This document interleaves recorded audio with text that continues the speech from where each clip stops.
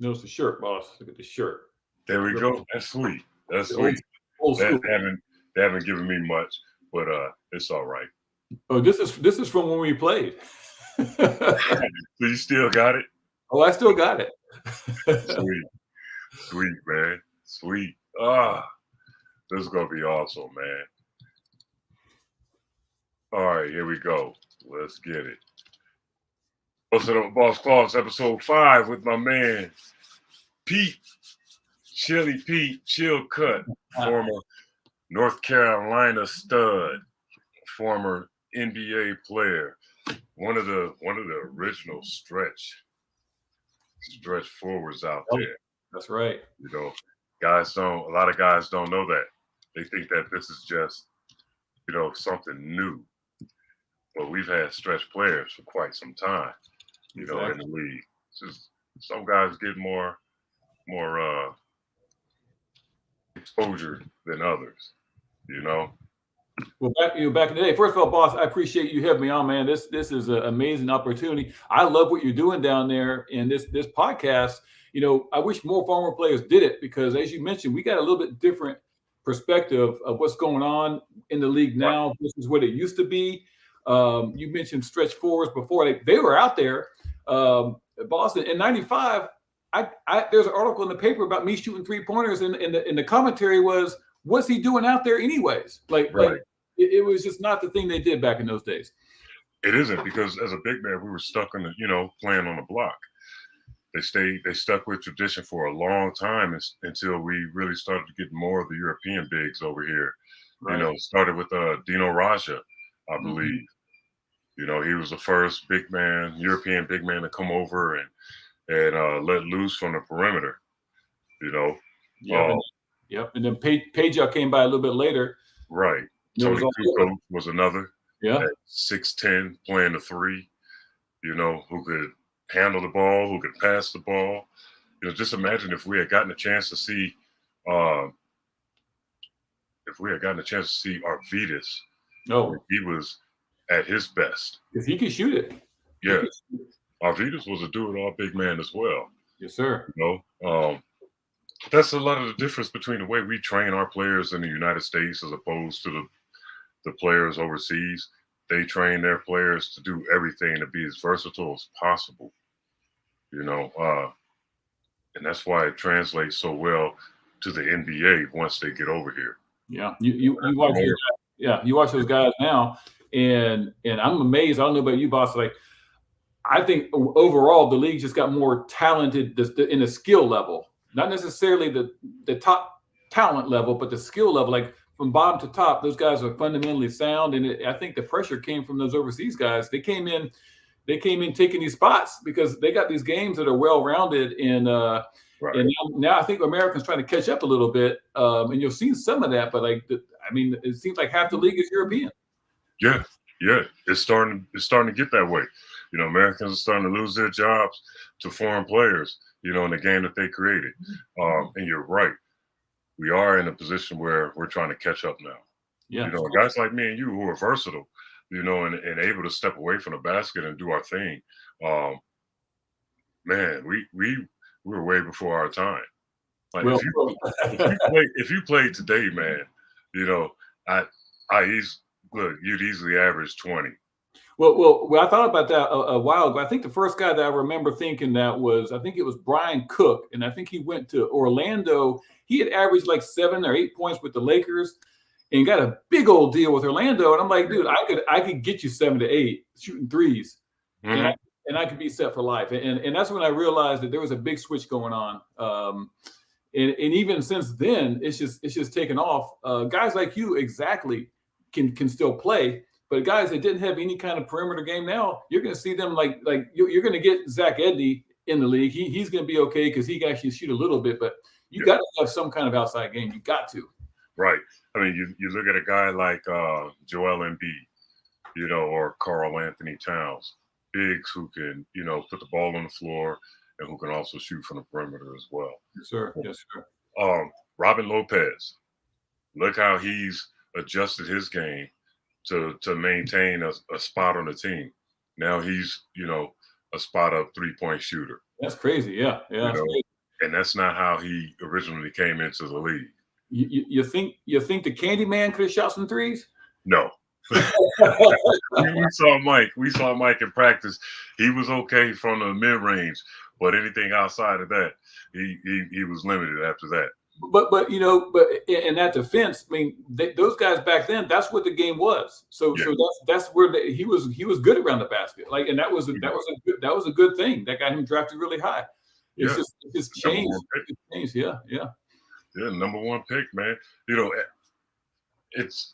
I wish I was playing today because I'd absolutely demolish these guys. Well, it sounds like you might be able to. After you tell me you're still hooping down there. Listen, I had a point to prove against that pro team. I went out there and did my thing. I started things off driving baseline for a dunk to open up the game after winning the jump ball. Knocked down a couple 25-footers. You know what I mean? And I'm out there showing off. I'm showing out, man. I get into my whole bag. I'm bringing the ball down court. I'm doing my thing. I'm dropping dimes, no-look passes, blocking almost everything. I had a 7-footer. I canceled him out. He stopped shooting the ball because I kept throwing everything he put up. Pete, it took 4 shots from a doctor in my backside for me to be able to walk, pain-free. Yeah, I was about to say the in the moment it's okay, but that stamina, it goes quick when you're older, and then that next day, boy, you probably really sore. Yeah, because we really put ourselves through the ringer. Back in our day, man, we went above and beyond physically to play the game that we love, and especially for us to be professionals and playing at the highest level in the world against the top talent, day in, night out. It took a toll. Yeah. And I'm feeling it. I remember years ago, about 10 years ago, I want to say, I was on a tour, on an NBA Legends tour in China with Bonzi Wells and Tracy Murray. And Tracy was right before his hip replacement surgery. Oh boy. So he was laboring, he was in a lot of pain. But we do what we do for the love of the game. And I remember teasing him, calling him old man. Tracy had to be like 35 at the time, 36. And I'm teasing him and talking crap to him. And he says, you know what, Klaus, first of all, fuck you. Second of all, keep living. You're going to feel this same pain in about 10 years. Listen, I woke up one morning, couldn't move. And the first voice that comes to mind is Tracy. Gotcha. And I called him and I apologized to him. I said, man, I get it. But we go through the ringer, man. We put ourselves through the ringer for this thing, man. And there ain't no way around it, boss. When you're playing 82 games and you're traveling and you're battling, you're on the road. If you get out of bed at any time after 35, 40, and you're feeling good, you count your blessings. That's a great day. That's a great day.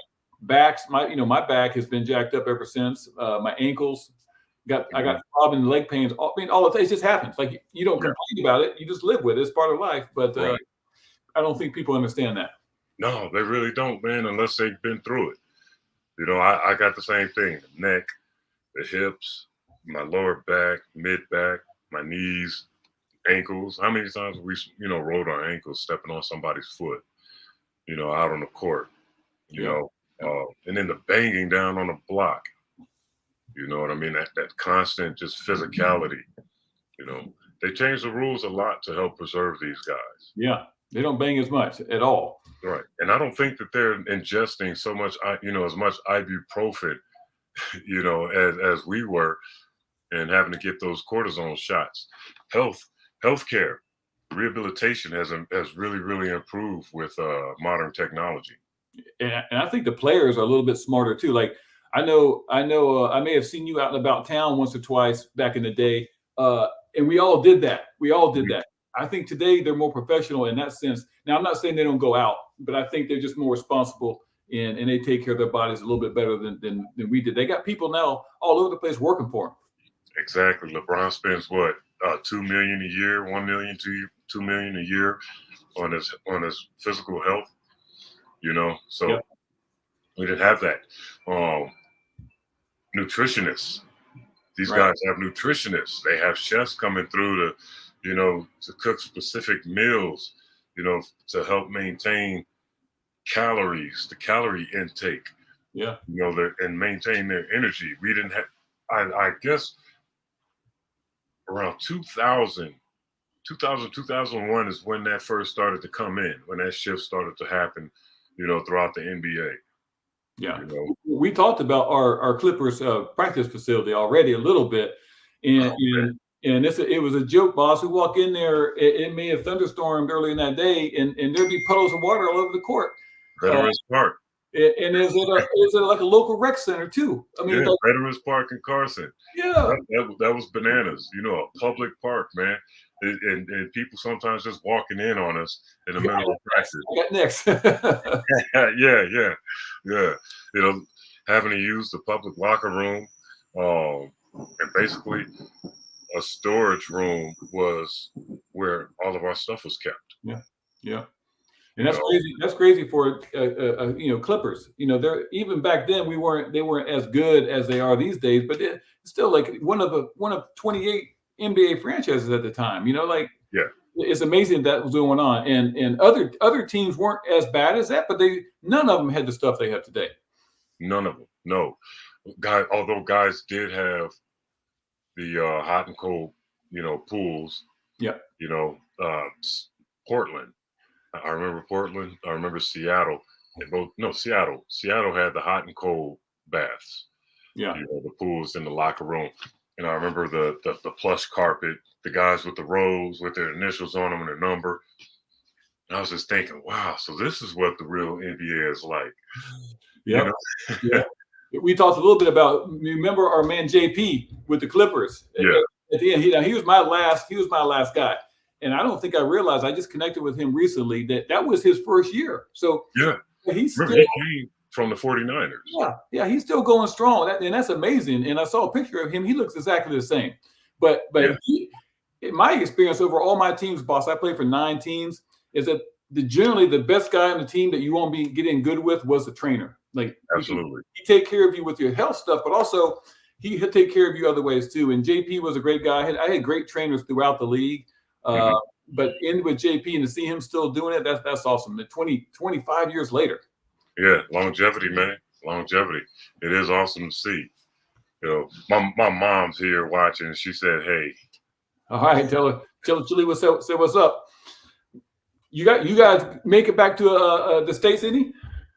I was just in Florida a couple of weeks ago for a visa run.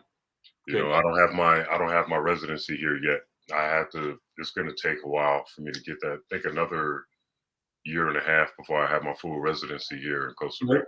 Every 6 months or something you come back? How every 6 months? Yeah, every 6 months. Yeah. There you go. And I recently opened up my the Keith Claw Skills Academy, my own basketball academy. That's awesome. Yes, sir. I'm trying to spread the love of the game and share my knowledge, my wisdom, and really elevate the level of basketball here. Absolutely. It's at such a low level, man. A good high school team can come here and dominate one of the pro teams. Yeah. And that's not good at all. So, boss, I think we may have talked about it off air. I retired in 2000, and I was a teacher for 16 years out in California. Really? I was a teacher, and I love working with kids. But then about right around the pandemic time, I started doing basketball training and working, because now I'm still working with kids, but I'm doing something else I love too. Yeah. And so it speaks to us what you're talking about. Like, I don't think another thing people don't realize, like, I don't know about you, I'm not bringing out the next Jordan out of my crew. Like, right. I'm not in it to make it that way, but I'm in it to touch those kids' lives, touch their families' lives, help them become better, and give them a little bit of a window of like what it takes just to become successful. Like, yes, and the success doesn't even have to be as a professional athlete. Just to be a successful person in life. It's good habits, good day ahead. Do you do basketball every day? Why not? You want to be better? How about working on it every day? Like, just little lessons like that. That's beyond basketball. Yeah. And I just love working with those kids, boss. And I'm sure you're doing the same thing for the same reason. I'm pretty sure. I mean, you may be making some money, but you're not doing it for the money, right? You're doing it for the kids. Doing it for the kids. That's right. Awesome. I'm really more invested in developing great people. great people, because I understand that the youth, there are future leaders, of this world. And it's important to really guide them the right way, and just learning, being able to learn, take from my past mistakes, Sure. and, go ahead and put it into my training, my teaching, You got giving these life lessons to these kids, man. you got some you got This is valuable. You can't put a price on that. no, you no. know, and just teach them how to overcome, teach them how to about perseverance, overcoming, leadership, accountability, discipline was the big thing. Discipline, because I was an undisciplined player at times, most of the time, and most of the time, got to be honest, but teaching these kids the values of, these different values, because it translates off the court as well. It does. You know, Awesome. You and I both, we have that experience that we've been through it, and we can talk about, like, what did you average with numbers? Like, numbers to me, that's not important. Like, right. 9 years of my job was playing basketball. Like, to me, that's all I needed to hear, and Yeah. I loved every second of it. And we can pass some of that stuff on, and it sounds kind of corny, but like, if there's one dude, one girl, I train girls too. One guy, one girl that you touch, everything's worth it. Like, you can change their life. That's all that matters. But that basketball is just part of it. And I really do working with those kids and getting those skills down. That's part of it. I enjoy it, but it's the what they take away is sometimes more than basketball. Is, hey, that guy played in the league. He tells me I'm to do this every day, and I was only doing it 3 days a week. Like, if he can now pick up his work ethic, that's a great thing. That's a great thing. Work ethic. That's one thing that's lacking down here in Costa Rica. Work ethic. I've coached in China.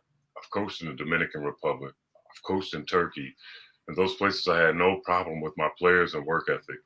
As a matter of fact, 3 of my former players in China are playing professional basketball in the CBA right now. Turkey, I've got, they're all still pretty young. None of the high school age kids are really they started too late. Sure. So I didn't have enough time there with them in 2 years to really get them where I was comfortable enough for them to get to the next level. But the younger generation, for sure, the middle school kids, even some of the elementary school kids, getting that work ethic put into them, they're fully invested. Here, it's rare to find. Yeah. Very, very rare. They don't want to invest so much of their time into their training, Yeah. And it shows at the highest level as well, because these guys, even at the pro level, left-handed can't go right, right-handed can't go left. Sure. And you won't believe how many missed layups I see down here. Yeah, I bet. And they play like they're programmed, like somebody just put a chip inside of them and sent them out there to play, because they can play zone defense, and it's a 2-3 zone defense. And instead of the 1 dribble, 2 dribble pull up with space, they're putting their head down. They're just going straight to the hole and forcing up something. Sure. 3 guys, and I have to stop my players when I have them scrimmaging, and I walk them through it. I put everybody back in their same place that they were at, and then we walk right through what they're doing. And I stop them. I stop them when they're in the area of space. And I say, just stop. What do you see? I cross my arms. I look around. I ask them, what do you see? I don't know. I said, the defense is there. Look who's in front of you. Yeah. What should you do? Yeah. Shoot. You're wide open. Shoot. This is a great shot. Why come in where everybody's waiting for you and then force something up? I've had that conversation myself. The exact same thing, and it almost feels like it's a skill set to, when you're running down the court, to find out those open spaces, and you don't run to where people are. You run to where they're not. Like, how was Chile going to get a shot if I ran to somebody that can guard me? Like, you got to find open spots, and you think it's natural, but the kids need to hear that, because, like you said, I've seen the same thing. They'll dribble into pressure and then get a shot up. Like, right. Why? My 40+ team, same thing. My 55+ team, same thing. and they don't look at the angles to attack either. You know, it's puzzling at times. It's like, wait a minute, no one ever taught you this, you know. But being a teacher, because our era was different, where we actually studied the game. You know, we didn't just see the highlights. There were no highlights really, and you know, except late at night, Sports Center when ESPN became a big thing, started to become a big thing. We watched VHS tapes, you know, and we studied what was going on, you know, and that's how we built our IQ, you know, and our offensive awareness, our defensive awareness, and then we were able to translate that onto the court and find success with it. So I'm not an X's and O's coach. I'm an instinctual coach. Sure. I evaluate what's going on. I direct my players on how to attack or how to counter. You know, I'm trying to raise their level of awareness so that they catch on, and then I don't have to say anything, and I can sit back like Phil Jackson, like I'm just a zen master, you know. But it's a beautiful thing once they're able to catch on and start applying the things that they're learning. That recognition. Some of the stuff, because I've done some of that stuff. A lot of my kids would play soccer, and I know in Costa Rica soccer's big. So I would use just like soccer. You know, you want to be wide, you want to keep those lanes, you want to go to the openings, and I would do something like you can't dribble. And when you can't dribble, all you can do is go to open spaces. So that takes away some of those bad mistakes. But I love that concept, what you're talking about, because then you're getting into more of just the mental part about how you see the game. And like you said, like X's and O's are important, but also if you don't understand the game, you won't know why you're doing the X's and O's. You gotta understand the game. And that's important.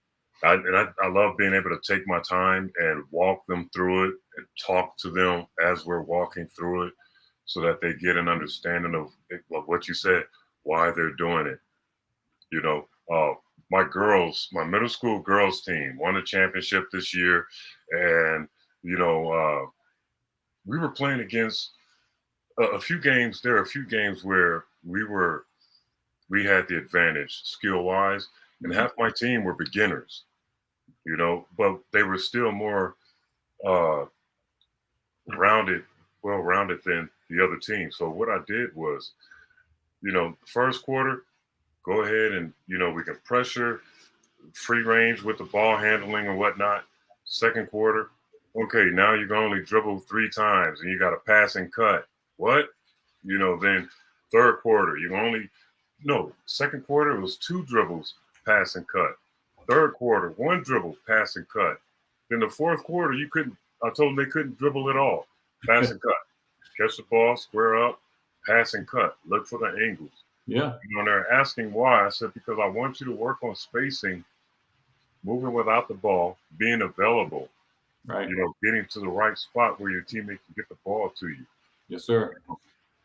And we ended up blowing this team out, you know, and we're just pulling away each quarter, and we're eliminating 1 dribble each quarter. Sure. You know, and they got it. You know, like you said, we look for the one that we can get through to, and in that case, the whole team actually got it through to them. You know, a few games, and they love the results. You know, so they're able to buy in. It just started to rain. I don't know if you can hear it in the background. A little bit. Yep. Just a little bit. I hear it a little bit. Yep. All right, let me shut this door real quick. Hold on 1 second.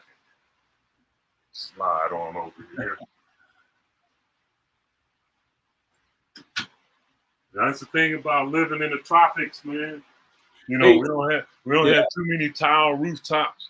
We got the sheet metal rooftops, and you hear it just pounding. So my son went to Cal Poly to play soccer, 2017-18.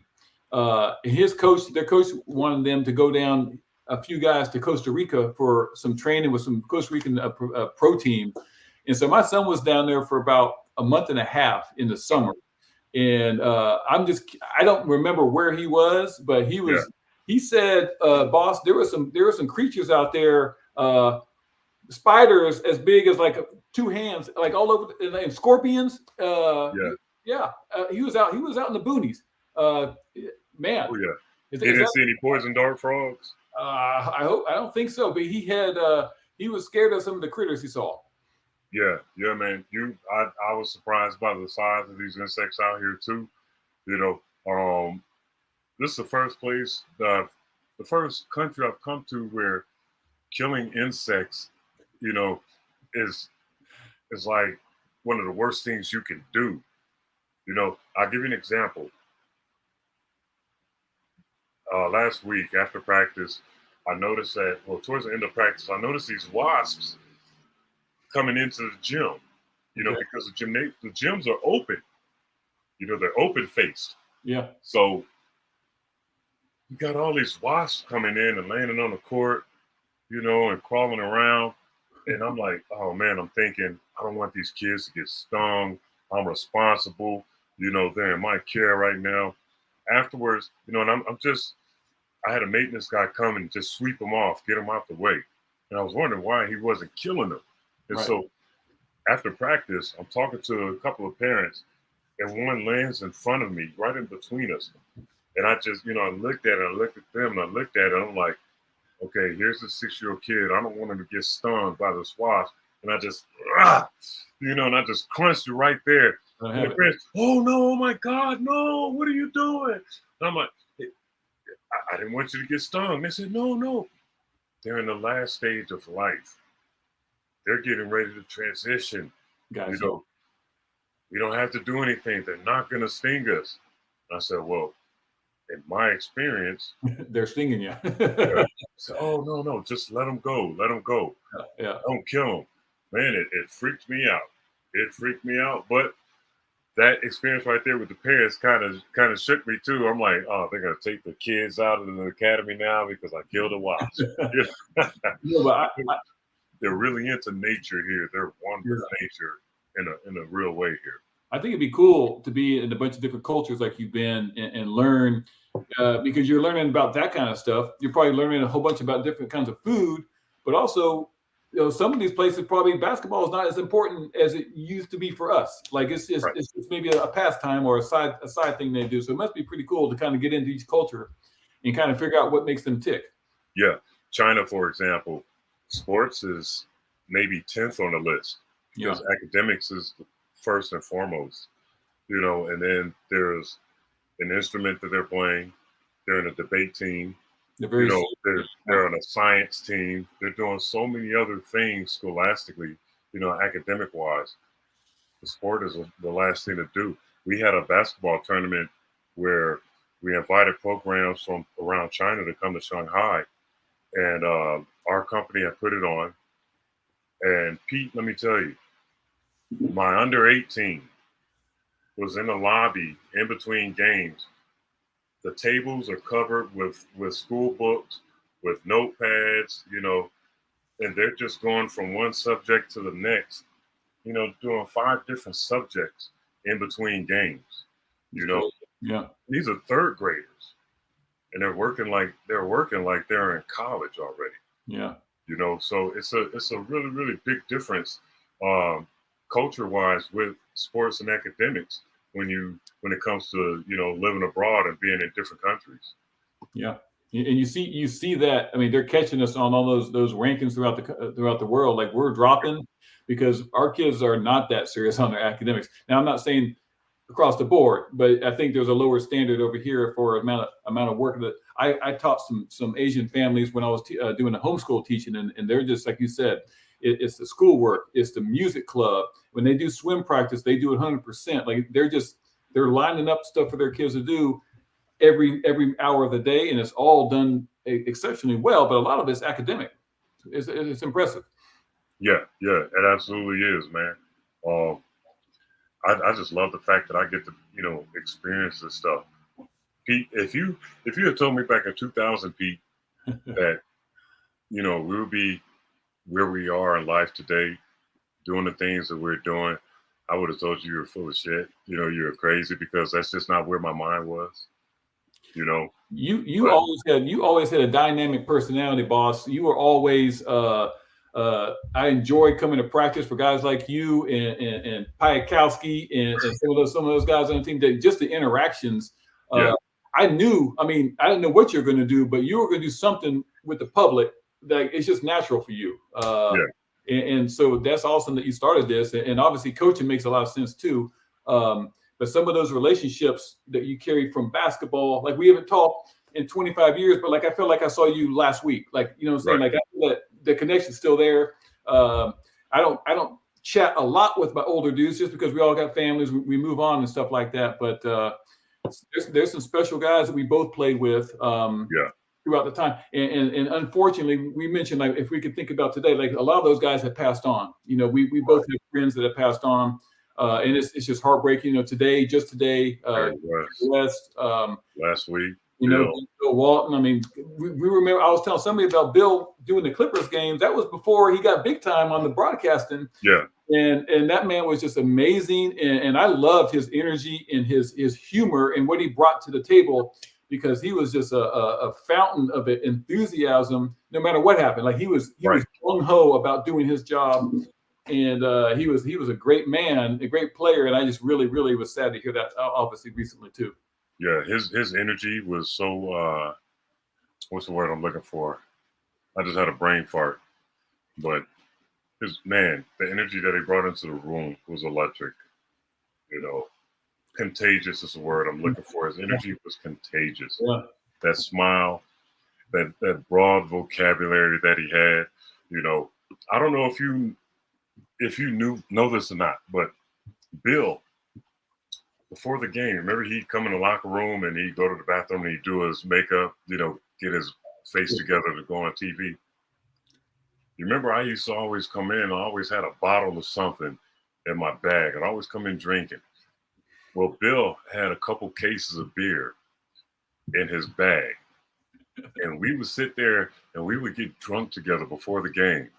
So if you go back to some of the old broadcasts, you notice his face had patches, you know, where he didn't fully get everything, all the foundation around his face, because I got him lit before the game. That is hilarious. That is hilarious. Yeah. And so people were always wondering why he had so many great things to, not only to say about me, but about our team. We can be down by 20. And one of us go ahead and, you know, and score a simple layup, and he just goes into this big soliloquy. That was the best play I've seen this year. Yeah.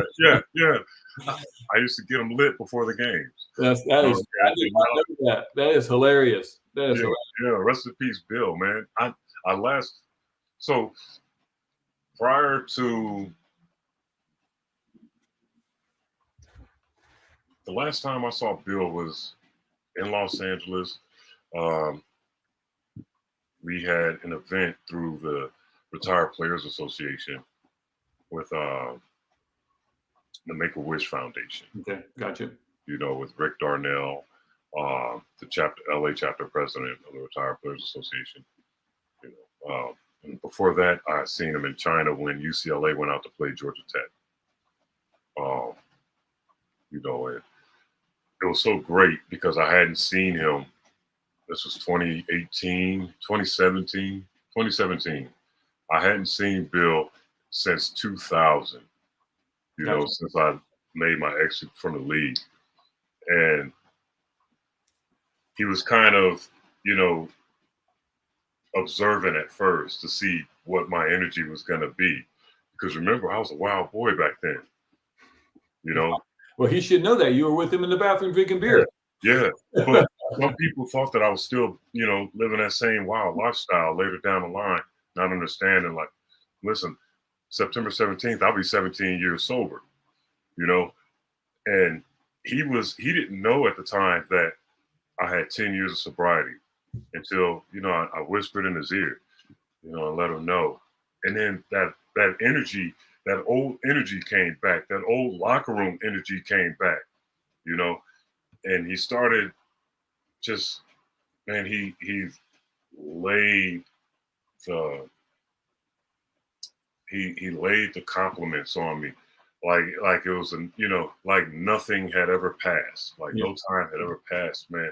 And the reminiscing about the Clipper days, the Clipper experience, all that stuff came back. And my coworkers, my boss, they're sitting there looking, and they're just like, wow, and we didn't know you had a relationship with Bill Walton like that. He's a legend. I said, listen, so many years have passed, and no communication, no nothing. But once he learned about the transition of my life, it brought new life back into the relationship, and brought it back to where it was before. Awesome. Yeah. I miss that guy. I'm gonna miss him. Like I said, the last time I saw him was at a Retired Players Association event. And there was a deterioration. We talk about the health issues that we have as players, as former players. There was no longer the firm handshake. Now it was a soft fist bump because the nerve damage in his hands, was so much, was so intense. He slowed down in his pace. That vocabulary, that energy was still there, but everything else had simmered down a lot. I'm not looking forward to that, even though it's already starting to happen with me in some ways, but I'm not looking forward to that. Well, his passing, we talked about Jerry West, a player for Carolina that was kind of in that same mold was Eric Montross, who passed away last year.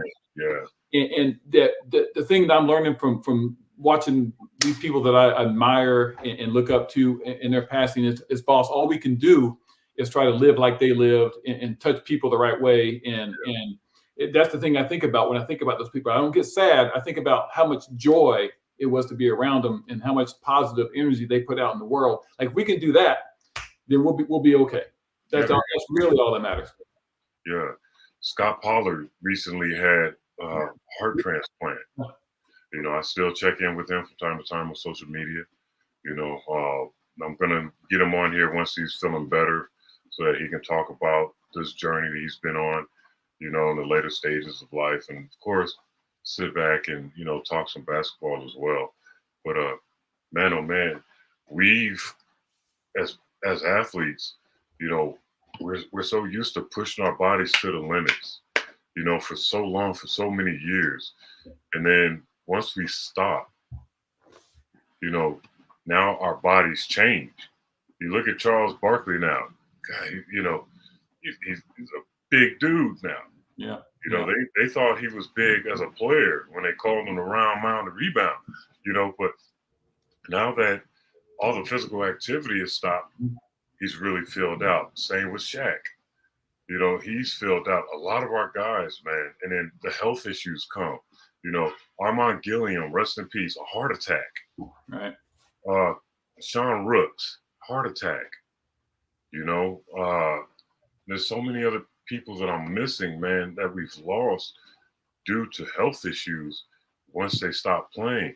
Yeah. Cliff Robinson, from UConn, Phoenix, Portland, man, we can name so many guys. Yeah. Pete, yeah. He had a heart condition. His son Josh just passed away a few days ago. Yeah. Had the same heart condition as his father. Josh was a pretty cool dude, a good dude. Send my condolences out to, all the families of all the guys that have passed. But I appreciate the way that the Retired Players Association has taken it upon themselves to do these health screenings when they get us together, going to, the NBA cities and getting us together for those health screenings, because guys don't know. No. That there's something wrong, and a lot of guys they're skipping out on these screenings because they don't want to know. Yeah. They're afraid of what they're going to find out. Yeah. Fear of the unknown. Yeah. And it can cost us. And you look good, boss. I work out a lot just to that's just my habit. But you can be in shape like we are, and you still need to go to those screenings. Like you can't. Yeah. There's stuff out there that you might not be able to tell by looking at a person. Right. I don't know if you remember, boss. I got one kidney. Do you remember that? Yeah. I got one kidney, so I need to take care of that one kidney. So I got a test about a month ago, and it was like, your kidney's not working very well. And like for somebody like me, that's kind of alarming because I got no spare kidney. Like Right. I went to see the doctor after the test. She's like, "How much water are you drinking?" I'm like, I'm not drinking enough water. Let me drink some more water." So I'm drinking this big old jug. I got it over here, a big old jug of water every day now. I went back 2 months ago to get my test, and everything's back good. But like, the same thing, if I wouldn't have got tested, I wouldn't have known. And No. maybe it's too late when you do find out. So those regular screenings or going seeing your doctor, taking care of yourself, it matters when you get to be the senior citizen in the group. It matters. Yeah. And for us, senior citizens start at between 35, 40 years old. When you start hurting getting out of bed, you're a senior citizen. Yeah. One of my guys, Dwayne Parker, called you the OG white chocolate. No. I used to play with a scrimmage with white chocolate down in Sac a little bit. I played in Sac. I lived there for a long time. My wife was from there, and I used to have some fun games with C-Web and white chocolate and Peja and all those guys. And white chocolate was outstanding, but he was as funny as he was a good basketball player.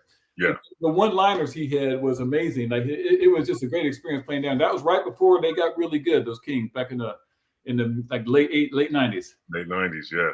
You know what's funny, man? You mentioned his one-liners and the sense of humor. A lot of people really weren't aware of that until recently when he started appearing on these different podcasts. Yeah, social media. Yeah, and they're so unaware of the sense of humor that a lot of us players do have, until we get on social media and, because now we get to relax and just be our regular selves. Right. We're out of the uniform, we're out of the limelight, and we just get to share who we really are as people, because for so long there was this feeling that we were just unapproachable, because our jobs were so high status, but I explain to people all the time, my job was, up there, it was on TV, but at the end of the day, really just like you.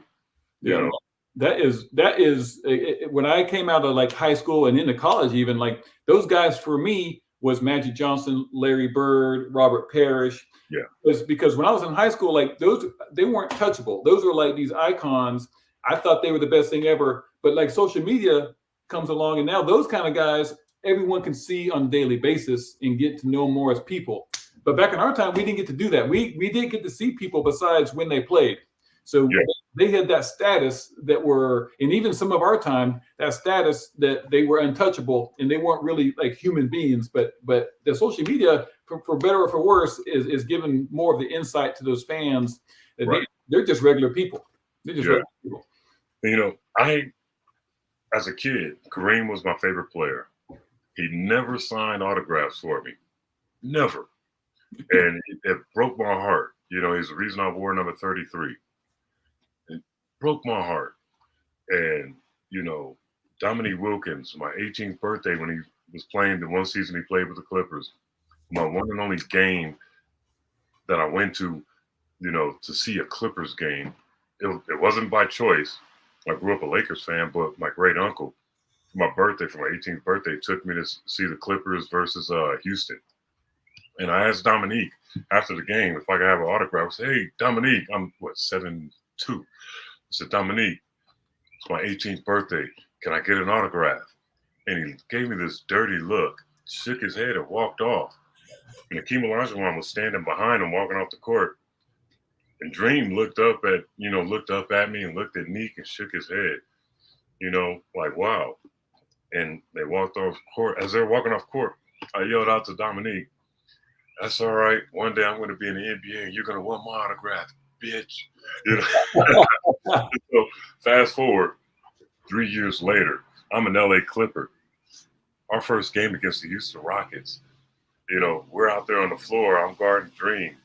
And he says, "Hey, kid, I remember you." He says, "You told Dominique, hey, I'm going to be in the NBA, bitch." And I started laughing.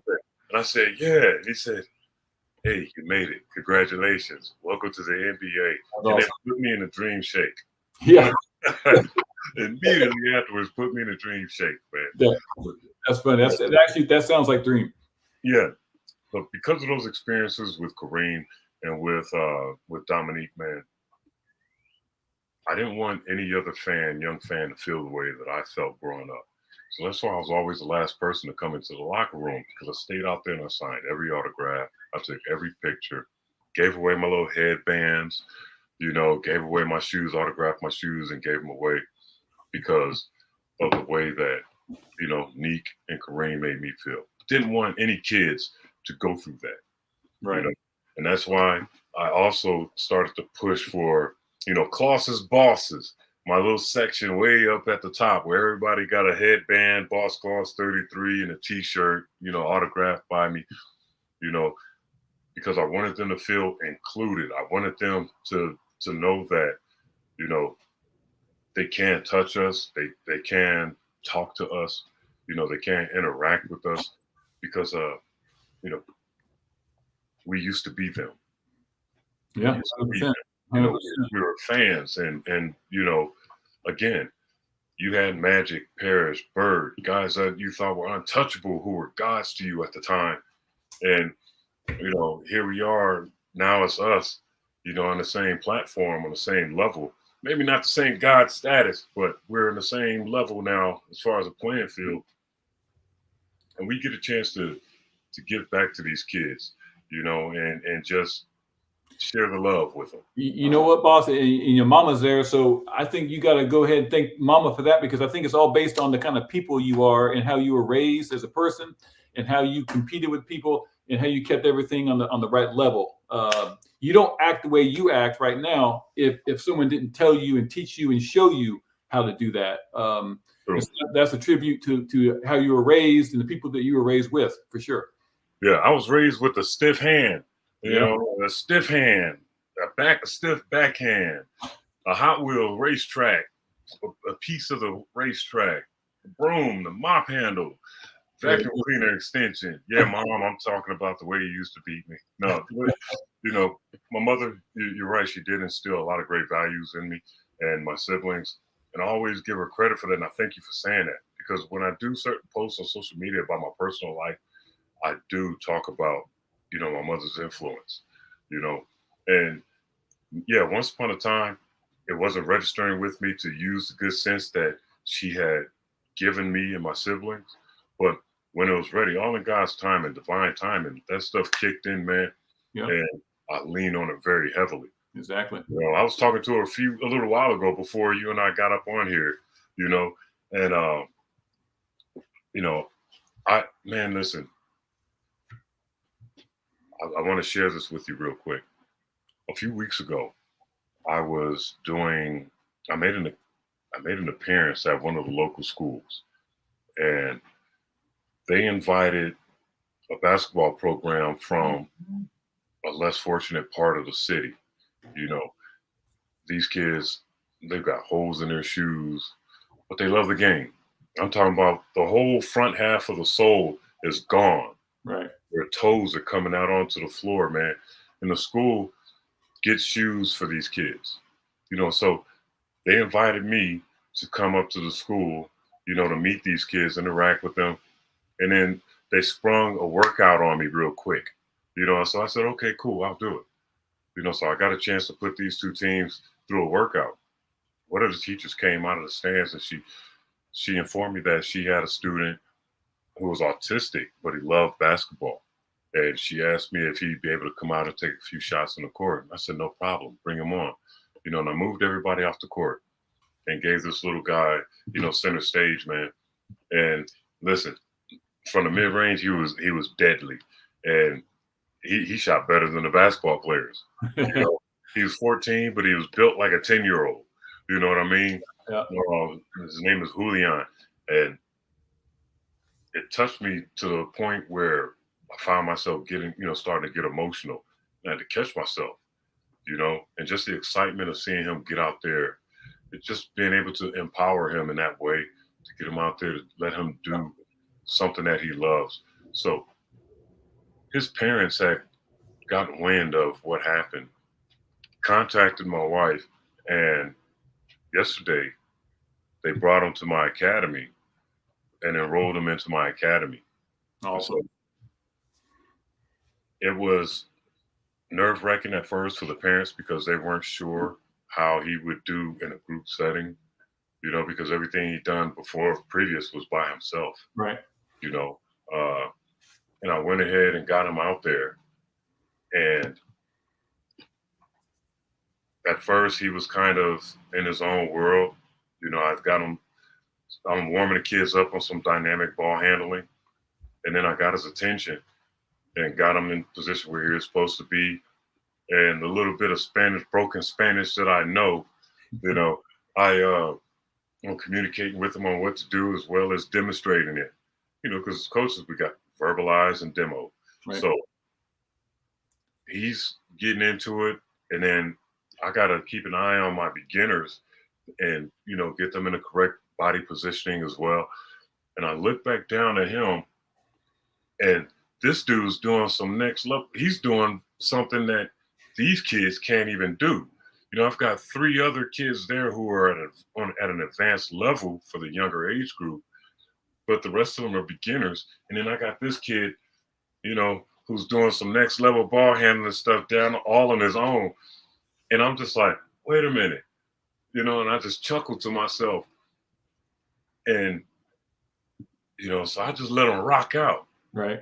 And then he would do what we did, when he felt like it, which was cool.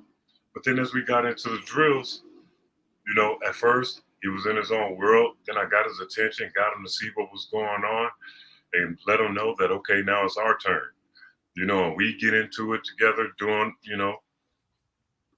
what surprised me, man, was as the practice went on, as the training session went on, one of the 12-year-old kids, he recognized that there was something different about Julian.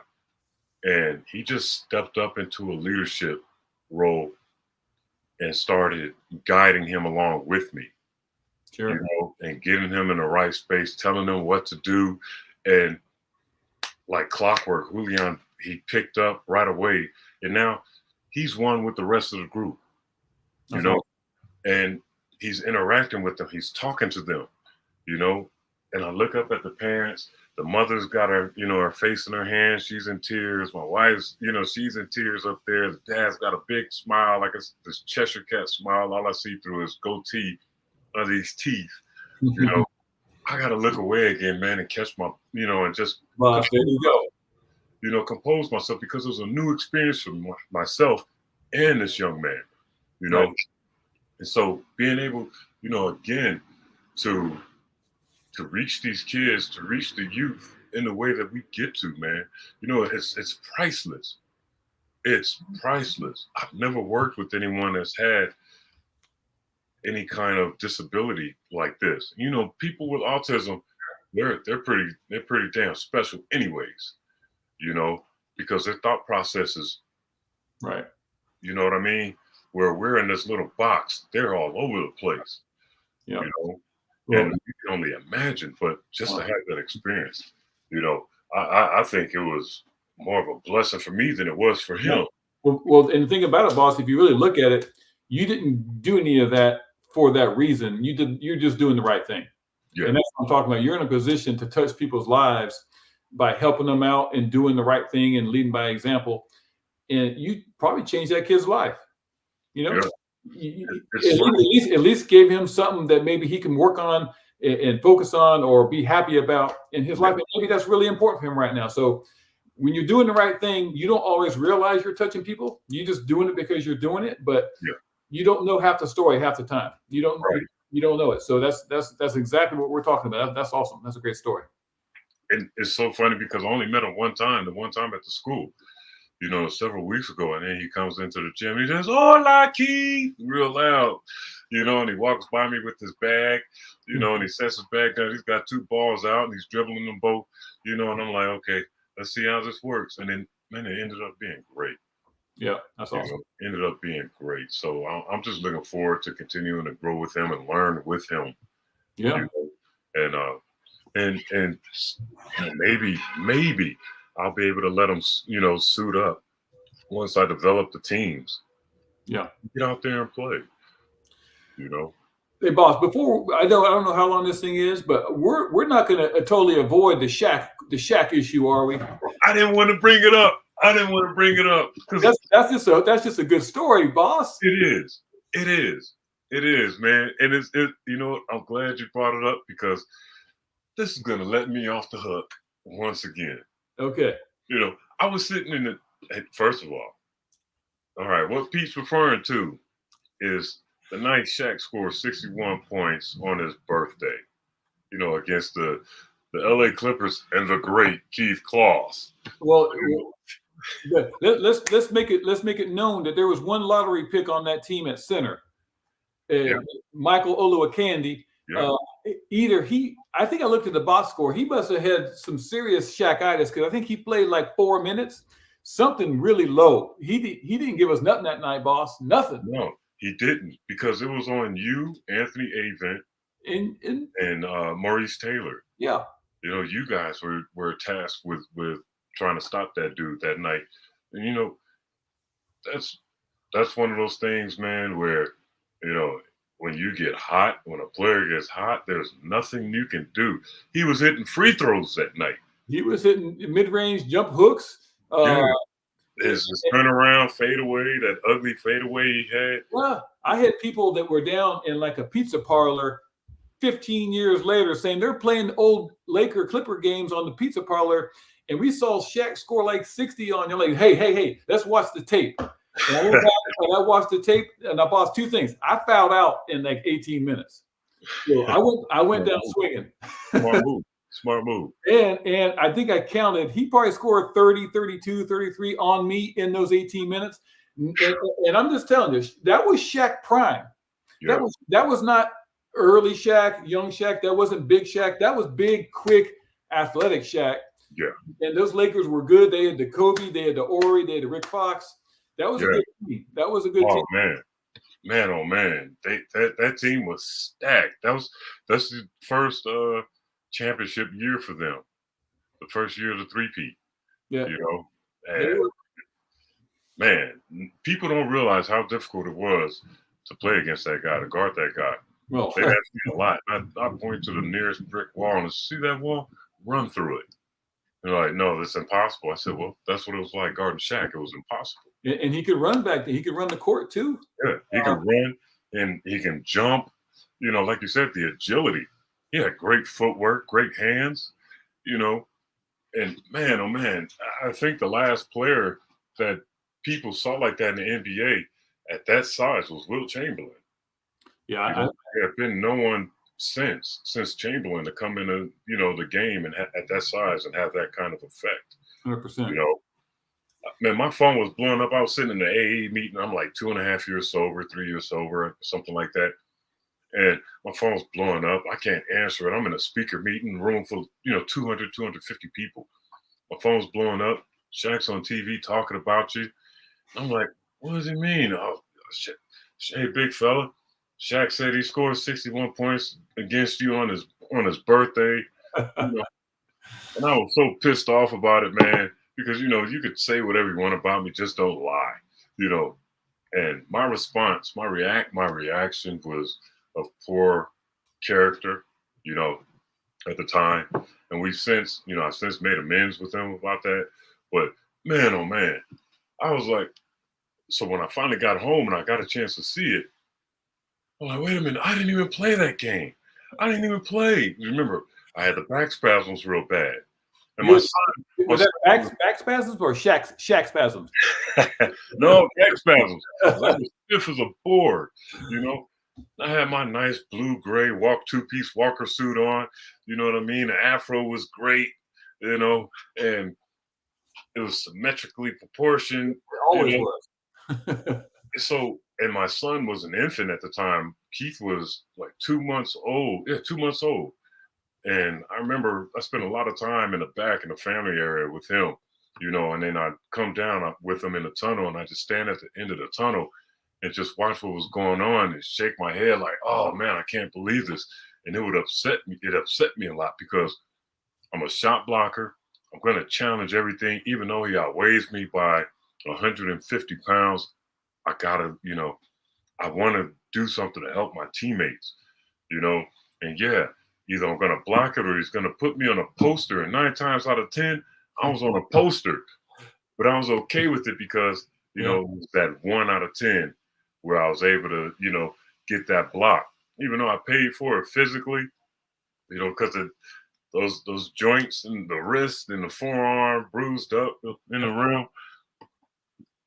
It was just that competitive nature, Of course. Yeah. you know. But man, he was on fire that game. There was nothing that any of us could do. And if I had played that game, he probably would have gotten 40 on me well, alone.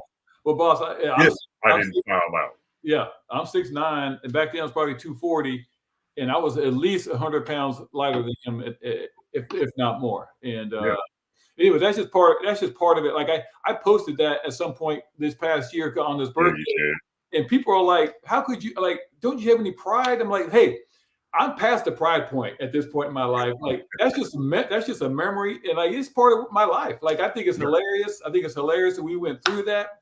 I think yeah, it's hilarious that the Clippers team was so bad and had such bad facilities, and the whole thing is a 9-year gift to me. I got to play in the NBA for 9 years. Like I yeah, cherish every memory, good and bad, and that's just part of it. That's just part of the story right there.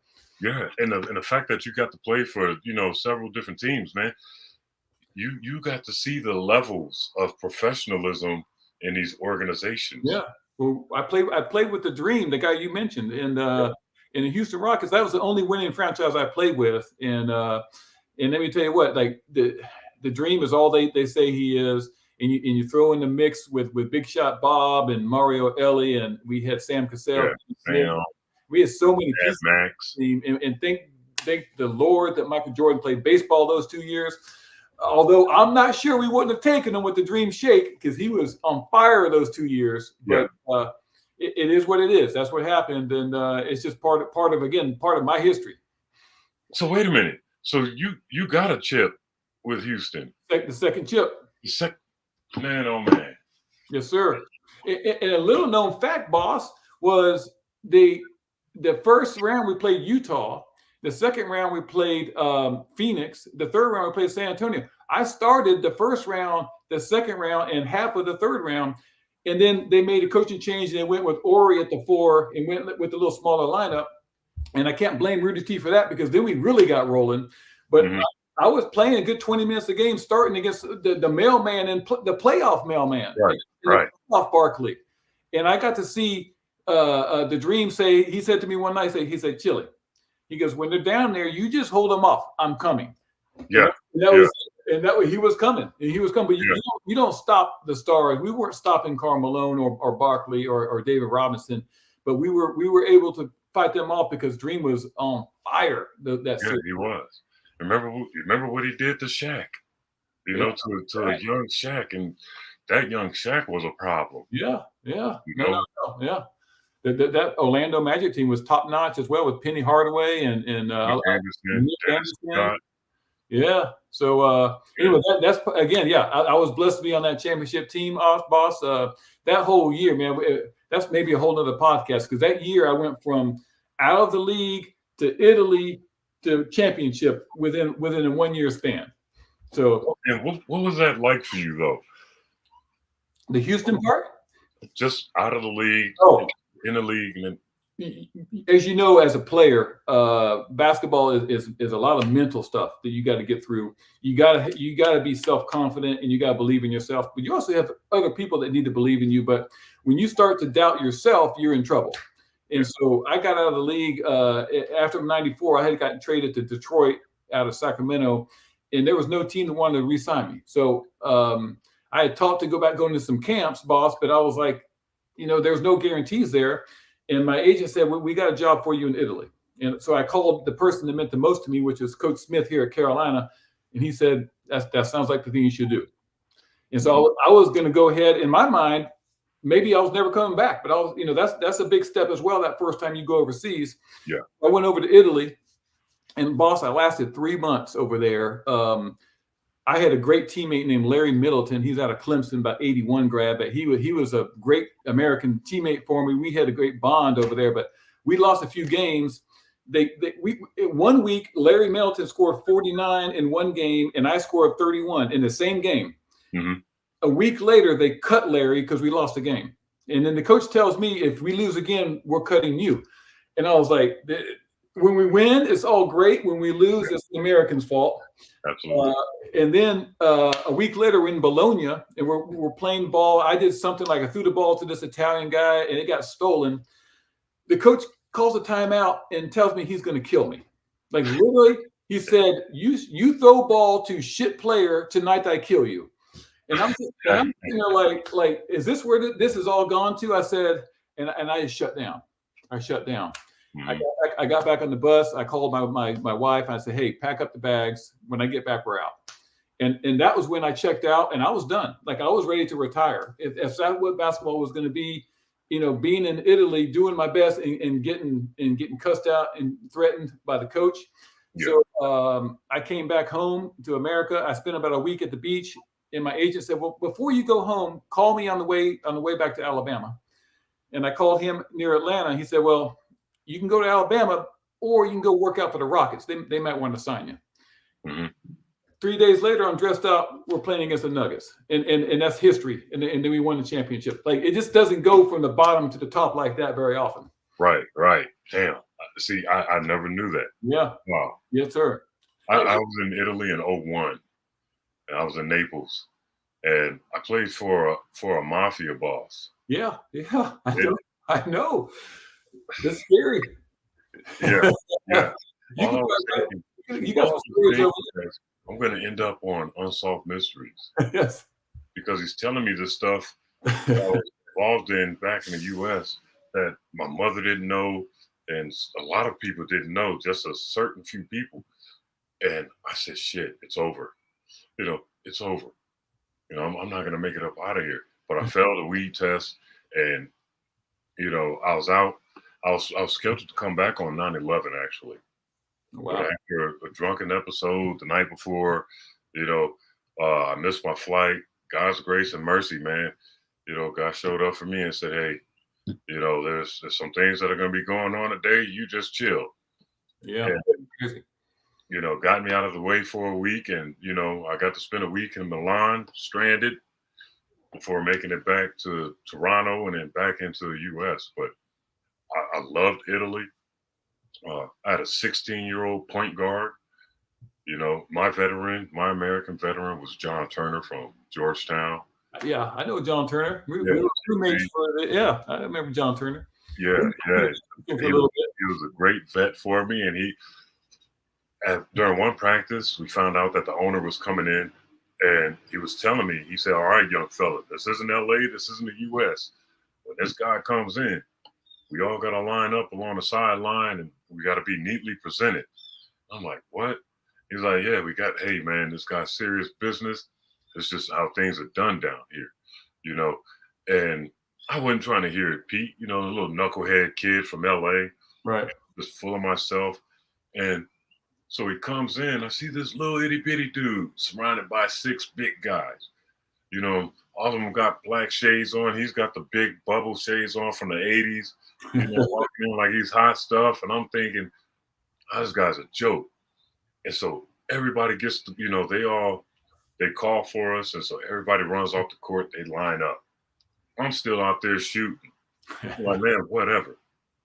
Kids, you must come now. Kids. I'm like, man, I'll be over there in a second. I keep shooting. JT says, "Young fella, what did I tell you? Look, you're a little ways from home. You might want to get over here." All right. I'm walking over there, taking my time. And there's a ball at half court.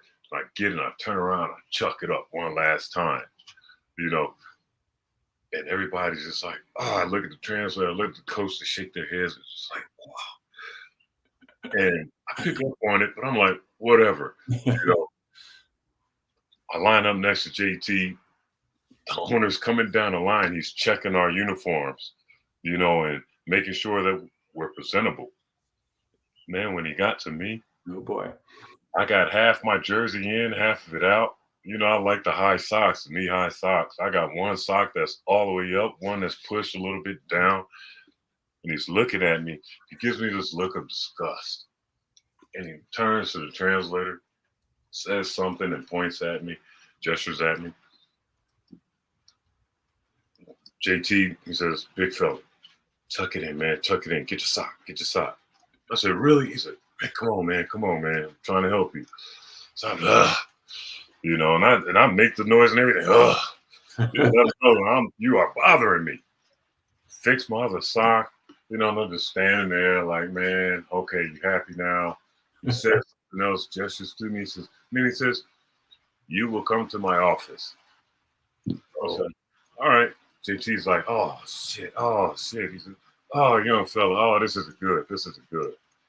But that day, that office visit, when I found out exactly who that man was, and let's just say they didn't have another problem out of me. Yeah. You know, until the results of that drug test came back a couple weeks later, and I was out of there. But man, overall, I loved my experience. You know, playing overseas basketball because it was gritty. The fan base was like no other. You know, we thought that we had fanatical fans in the U.S.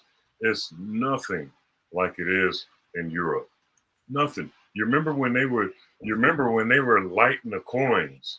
Yeah. And you know, and then throwing them on the court at the players. That's after they lit their cigarettes because they were smoking. Yeah. And that's before I started smoking cigarettes. I was like, man, how are they doing this in a cloud of smoke in the arena? You know what I mean? And it was just such a funny experience, you know, to have, but a great experience at the same time. Yeah. You know, so I always share this with young players who want to play basketball, and I'm letting them know, you know, hey, the NBA is the only game on the block. You can make a great career for yourself overseas and be just as big as a Kobe, LeBron, Michael Jordan, you know, by your impact overseas. But you have to be aware of these things when you walk into an arena. They like to burn things. 2, they like to throw things onto the floor. Remember, they started to put those shields up over the benches to protect the players. Yeah. You know, and guys are like, so that's a real thing? And I'm like, yeah. Oh, and by the way, in China, they will come out of the stands to fight you. Not just 1 or 2 fans, but everyone. And so they're like, really? And next thing you know, we see college teams involved in brawls with not only the home team, but the fans. It's crazy. You know, it's just being able to witness that, experience that. It was great. It was great. You know, I miss it. You know, I just miss the level of love and excitement that they have for their team. Yeah. You know what I mean? Yeah, they're passionate. They're 100% passionate. Yeah. And some of those towns, like the town I was in, it was called Trieste. It was up near the corner, near the Adriatic Sea. And that's all they had in the whole town. Like some of these towns have soccer, but in these smaller towns, like it was the company was Illy Cafe, which is like a coffee company. And I thought the same thing. I thought all the owners were mafia bosses. So when I left out of town in the middle of the night, like I'm in Rome, I was getting paged in the airport. Pete Chilcutt, pick up the white courtesy phone. I was like, the damn mafia's found me. Like I'm not picking the phone up, and I 100% thought, like people laugh.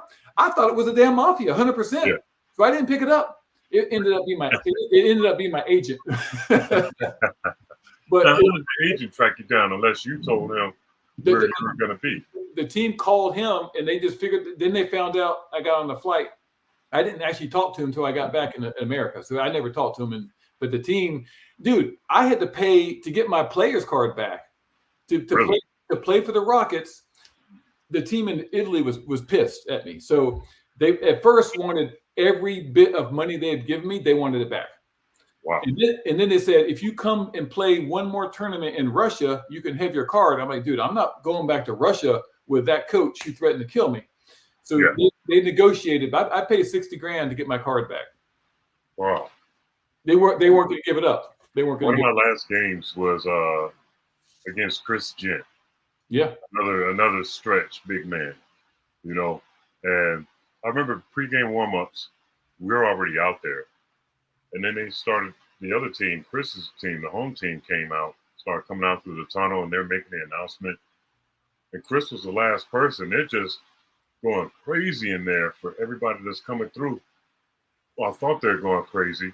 And then when Chris came through, Chris was like a god. He was on God level. In the whole arena, 25,000 just break out into a Chris Gent cheer song. And it was so loud, the decibel level. That's Where your ear, it was like being in the old Rose Garden back in the day. You know what I mean? Or playing down in Miami, those places that get really, really loud.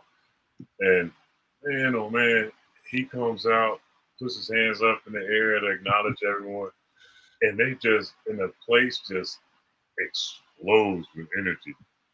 And so he and I meet up at half court, greet each other. I said, "Damn, man, you got it like this?" He said, "Yeah, man, they love me here. I'm not ever going back to the NBA." Yeah. And so I understand why some guys will stay. Yeah. Because they found the right situation. You know what I mean? And they found a love that they desired. Yeah. Larry Middleton had married an Italian lady. He'd been over there a long time. I know a couple of buddies that played 15 years. And I think it can work out over there. Like I had a bad experience. You had an issue over there, but it can work out. But just you got to find the right team. You got to find the right team in the right city, because they do turn on you when you don't win. Oh man! And that's another thing that I had to tell these guys is, hey, everything's on you as an American. Everything. When you win, it's because of you. When you lose, it's because of you. If you're not producing, they're going to replace you. You're expendable. So you got to be consistent, and you got to do whatever you can to make sure you guys win at all costs. So, some guys found out the hard way. And then other guys, they found longevity and success. And they stayed. Audie Norris, played for the Trailblazers back in the 80s. He went over and he was in Treviso and a few other places, and he reached God level out there. And he's got the Audie Norris Academy, and it looks like a resort, and he's man, Audie, I love him to death. He's an ambassador for FC Barcelona's basketball club. So that's awesome. He gets to travel and represent the team, and do all these great things still. He goes back to, he's also an NBA ambassador, so when Portland's doing something, they fly him out, for a weekend or whatever, for whatever event. And then, he's back home in Italy. These are things that, I tell the guys, hey, you can have that life as well. Yeah. The world gets smaller. Yeah, there's a great life to be had playing basketball professionally overseas. Like you said, got to find the right situation, the right club. Yeah. For sure. I tell kids all the time, to me, it's all what you want. You want to play in high school, let's do that. If you don't make it, you know what? You tried your best. I want to set reasonable goals. The kids want to play in the league. I'm like, well, we're not working toward that. We're working to get you to college. If you want to get to college first, talk about other stuff later. But it's just talked about. You give them the foundation. You can't do everything for them, but you can definitely give them the foundation to what it takes to get started. And it takes a lot of luck, boss, to make it too. I mean, we ain't talked about that. I'm self-proclaimed. I'm sure you'd agree. I'm not the best player ever to come out of Alabama, but I'm one of the few to play in the league, and a lot of that was luck. I mean, there's no two things about it. You can get. A lot of that was because, damn it, you had the skill to play. Of course. That's why I put in that post when I shared about, to announce the podcast. Don't be fooled by the numbers, because you were a serious baller. You were a legit baller.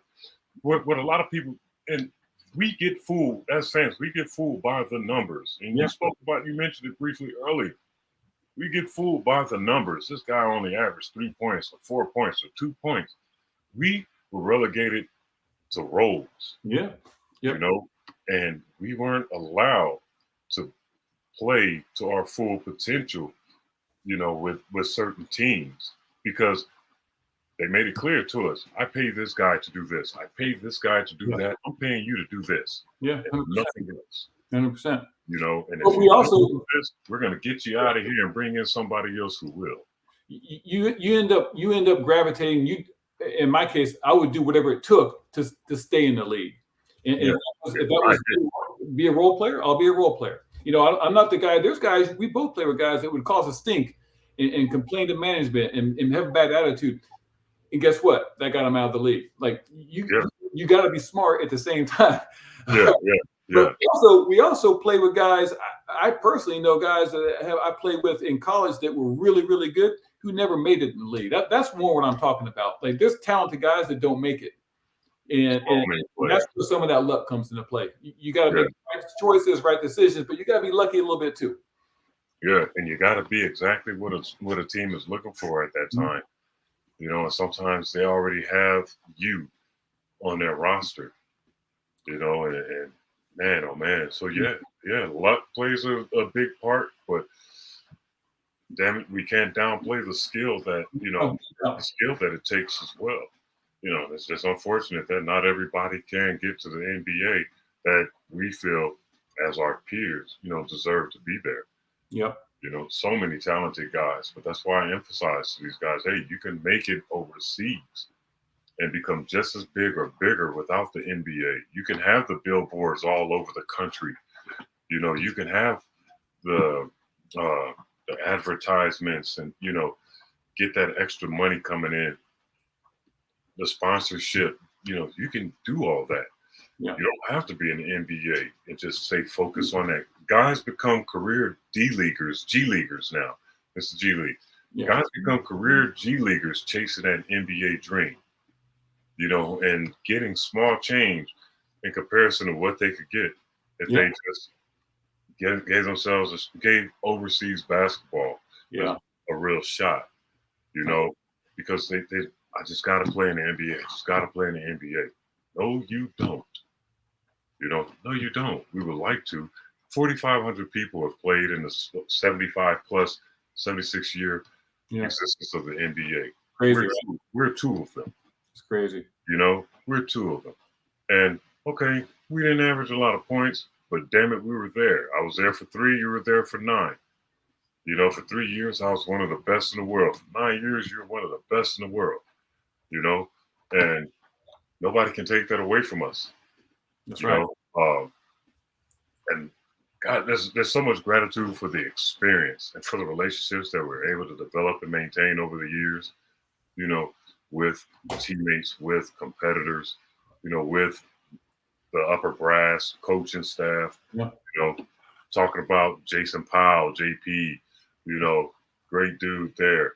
I'm still in touch with Johnny Doyle, who was our strength and conditioning coach. Yeah, he's in Vegas. I caught up with him too. Yep. Yeah.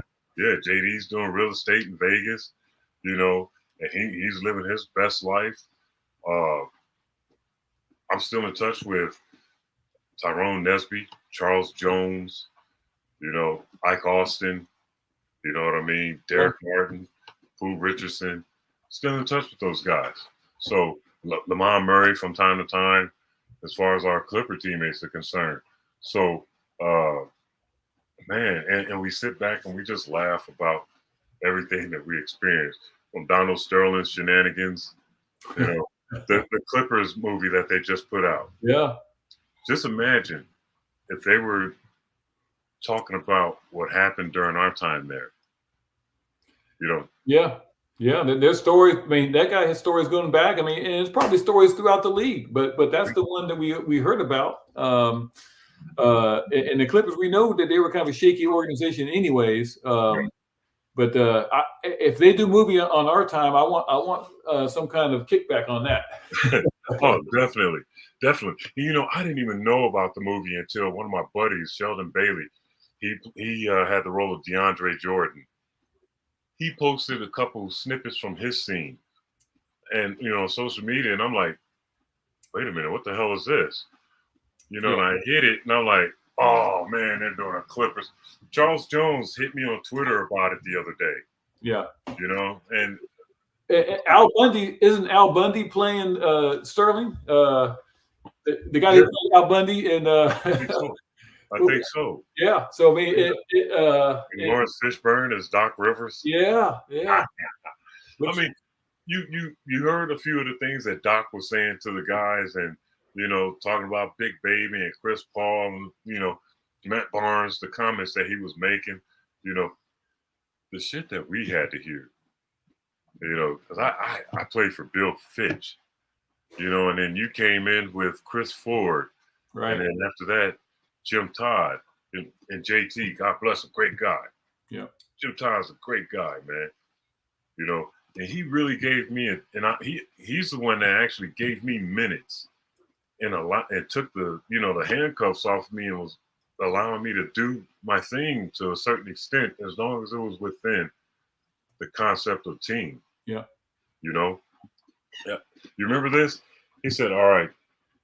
He says, I want us to get 100 shots a game as a team. Since Lamar's going to get 20. DA, Derek Anderson, going to get 20. Maurice is going to get 20. So we're like, shit, that's 60 shots right there. He said, the rest of you figure out the other 40.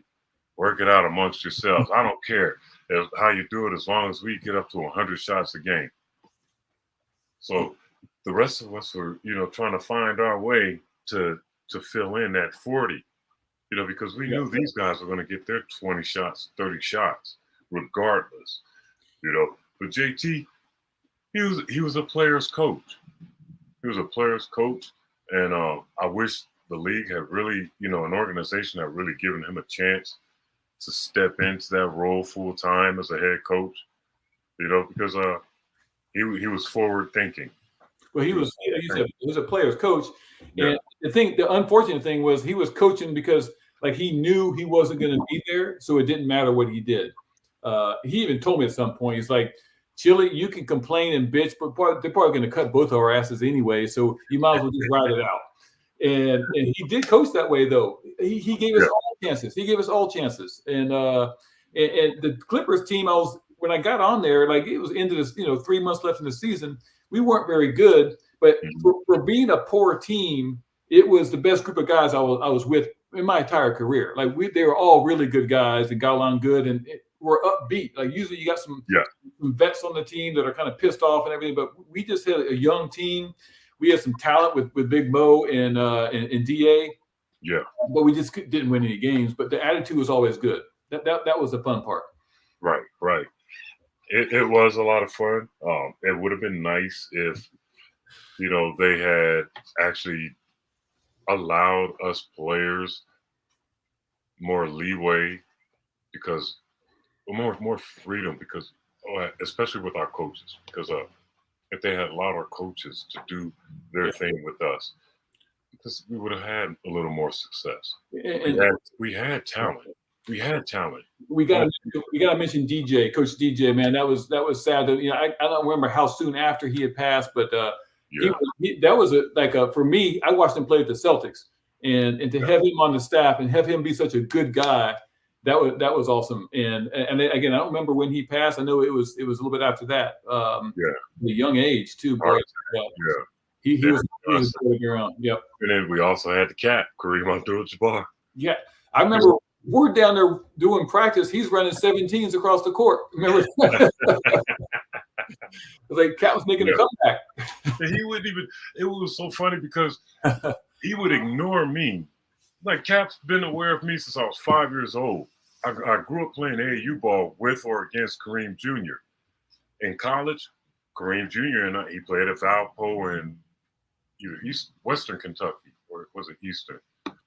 But Junior and I maintained a relationship even to this day.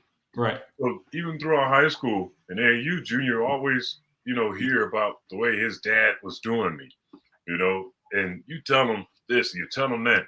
And so when Cap joined the staff, he says, Claus, for years I had to get shit from my son about you.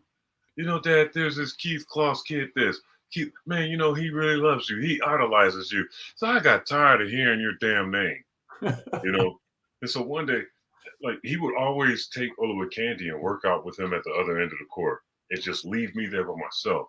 And so, okay, whatever. I'm working on my jumper, working on my handle, keeping my stuff up to par. And one day, Mike just totally disrespects him. And he said, that shit doesn't work. It may have worked 50 years ago when you were a player, but man, these old ass moves won't work now. And he stormed off the court. And I was just like, oh shit. He said that to Kareem. Right. It was one of those gasp moments, you know? And so Kareem came down to me. He said, all right, Claus, show me what you got. I'm like, oh, now you want to work with me, huh? So I've been waiting for this since I was 5 years old, man. What? How you want it? Right hand or left hand? Let me show you the hook. He said, let me show you my hook. Yeah. He said, you know what I want. Let me see it. I gave him to him with the right hand first. And he says, it's not bad. Let me see it again. Gave it to him again. Another switch.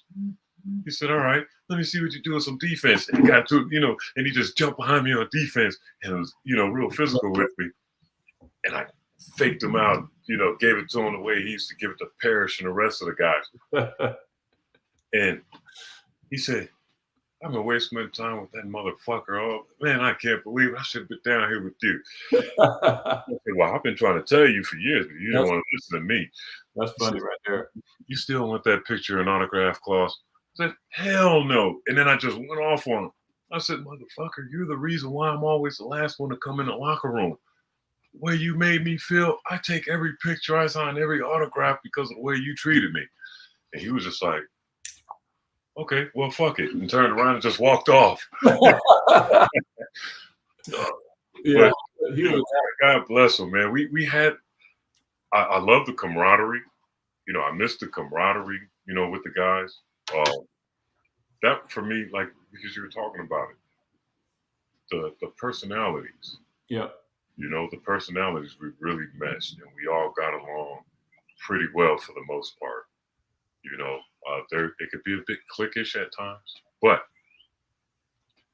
guys respected each other, and we were able to really have fun together in a shitty situation. We tried to make the best of it.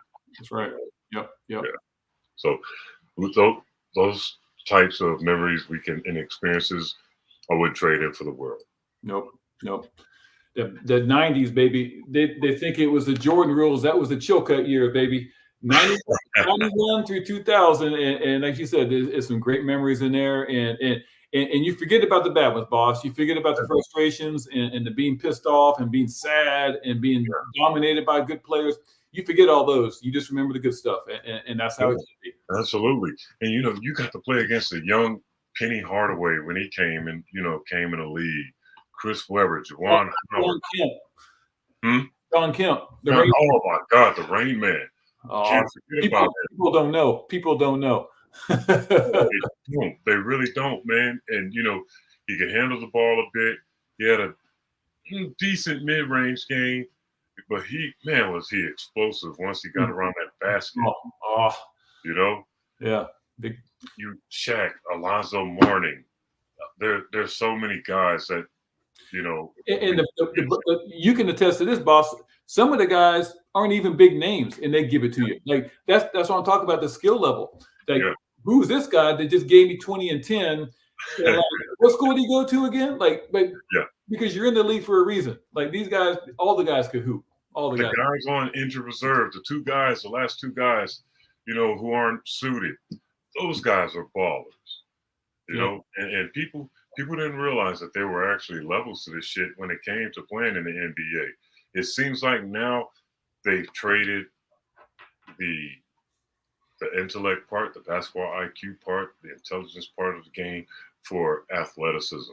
Yeah. For athleticism and of course it would seem like they're more skilled because they are more skilled and because they're trying to catch up to the European players. Right. They're forced to make that transition. And also, damn it, almost losing my train of thought right here. The excitement that they want with the high scoring games that, getting to the basket and dunking everything or the 3-point shooting. Everything in between has been lost. 100%. For the most part, with the exception of DeMar DeRozan and a few others who hold on to that mid-range game. It's about athleticism now, and it's athleticism and that three ball. Yeah, 100%. You know, Well, I mean, you they get have all the moves in the world, but then at the end of the day, the game has come to athleticism and 3-point shot. yeah, So, excuse me. Everything else in the middle, man, that's what I'm trying to reintegrate with my teaching, with my training. I'm always telling my players, hey, yesterday, for instance, got a 10-year-old kid named Johnny, first time coming to the academy, he and his 12-year-old brother, Daniel. And Johnny's got on a full Golden State Warrior uniform, number 30, Steph Curry. there he is. And he's thinking that he can shoot, 3-pointers. He's like 3 feet tall, and he's trying to chuck up a size 6 ball up there to the, because they got the different size balls for the age groups now. Right. Which we didn't have. We had the regulation. But, whatever. That's how they want to bring him along. That's how they bring him along. I had to explain to him how we played against Dell. And Steph and Seth would be out there pregame, Charlotte, Toronto, and they weren't shooting 3-pointers. They're 18 years old, 11 years old. They're not shooting 3-pointers. Right. They're working on the mid-range, working on everything in the paint, mastering that stuff first. And then as their development and their strength, came along, they were able to step back a few years later, to that high school 3-point line and then the pro 3-point line. Kids think that they're just going to step on the court and become these these Steph Currys, 100%. So I'm grateful for the fact that I got to see Dell and the way that he trained those boys up to get to that level. No. You start here first, only here, mid-range. And then later on, okay, now you're ready to go ahead to this next level. And they're always like, wow. So they didn't always shoot 3-point? No, they didn't always shoot 3-pointers. Yeah. 100%. The thing I stress, boss, is that they're out there every day busting their butt working on the ball and shooting. They shoot from the inside out. And if you do their ball handling every day and you shoot from the inside out, you'll get better. You cannot not get better because you're putting in the work. Right. Repetitions is such a big thing. It's such a big deal, when it comes to anything that we do. Right. When we're trying to, get better or be the best at what we do, repetition. Guys, they'll go out, they'll get their cameras set up, do something fancy for the likes and for the views, and they're gone. Imagine if we had social media, Pete. I hate to say, but you either would be in jail or you'd have 2 million followers because you would have got a lot of attention. Let me tell you what, some of that stuff. yeah. Some of my shenanigans, most definitely. Oh man. Thank God we didn't. But because a lot of us would be in trouble. A lot of us would be in trouble. A lot of our dirty laundry would be aired out there. But it's cool that we get together like this years later, 20, 25 years later, and laugh about these things. And we're still here, man, and we're still involved. We're still participating in the game of basketball in one way or another. Some of us, right? One way or another. Our kids are athletes, or our nephews and nieces are athletes. Mad Max Vernon, he was just on a visit with his son, and went live on Instagram yesterday. And shared that with us. So he's on a recruiting trip with his son. I thought that was so cool to see, because now it's our kids' turn. Yep. It used to be us going on those recruit trips. You know what I mean? And here we are, man. The next generation is stepping in. That's right. Jelani Gardner, one of my buddies, a 6'6" point guard out of Southern California. His son I think he transferred to Pepperdine from Nevada. 7'1", Jazz Gardner. Oh, this kid's going to be a problem. He's going to be a problem. But just, man, our kids, they're stepping up now, and they've got more resources than we had, yep. And For some, they have it a lot easier than others because a lot of us really had to get it out of the mud and work hard, and others, they they stay, they have that name. And what I mean by Bronny James, for Sure. example, Yeah. you Yeah. know, he's got his dad's name. So it's allowing him access that a lot of other kids normally wouldn't have. You know what I mean? And you got Melo's son who's got that access now, building up his name as he's preparing to go, as he's finishing with high school and getting ready for the college transition.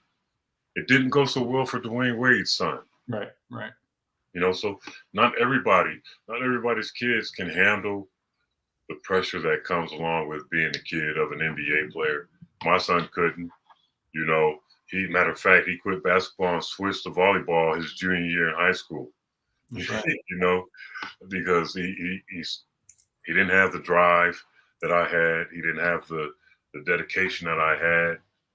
And I found out later it's because his mother was forcing him to play. Yeah. Instead of just letting him get it, how he wanted to get it. It's just part of life. But man, oh man,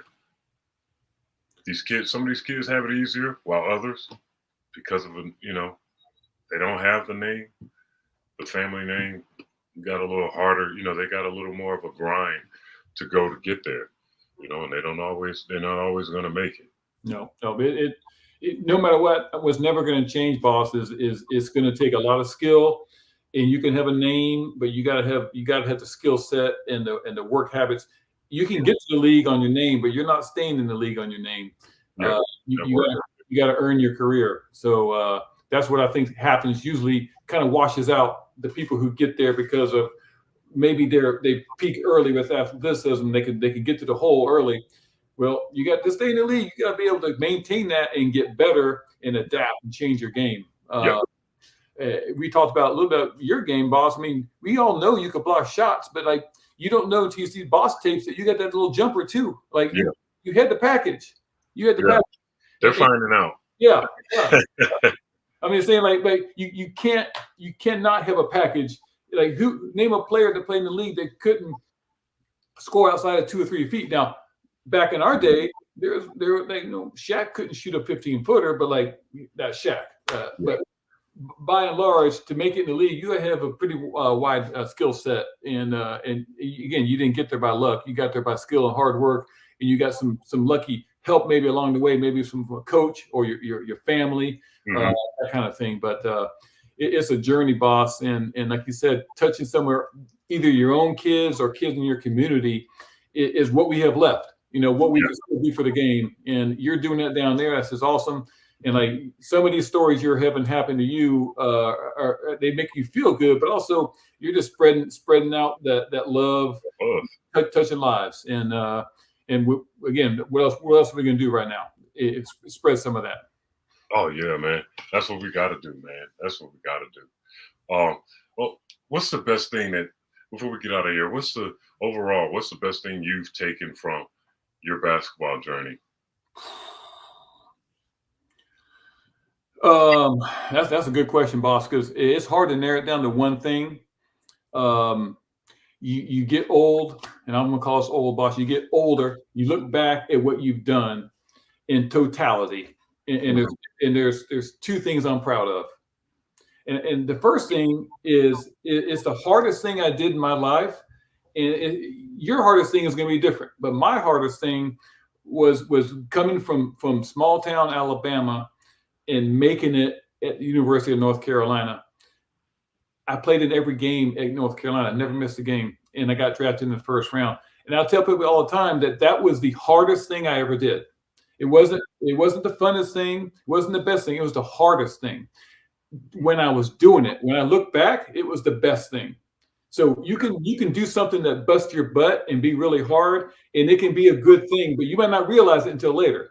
So that was the best thing I think I did, was getting to Carolina and making it. And I'm the proudest thing I am. And I'm proud that I lasted 9 years in the league, just because, as you know, boss, it's cutthroat. It's cutthroat. It is. Year to year, you're fighting for that position, and you can talk about luck this, luck that. You don't make it 9 years unless you do something that somebody wants. Man, oh man, that is so true, brother. That is so true. That is so true, man.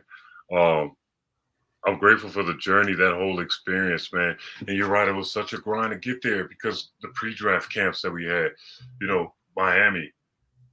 I went from Boston, where Rick Fox, Rick. What's Rick's last name? Came from Kentucky. He was big time college coach, and then Rick Pitino. Rick Pitino, thank you. Went in from Boston, where pre-draft, where Pitino had a microphone on and the speaker box in the corner. We didn't know where the hell he was at. Auerbach walking around with the legendary stogie. The gym's full of smoke.